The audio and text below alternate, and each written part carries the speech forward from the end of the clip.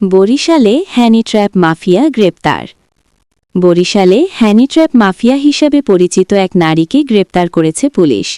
গ্রেপ্তারকৃত নারীর নাম রিয়া, 25। তিনি বরিশাল শহরের একটি এলাকার বাসিন্দা।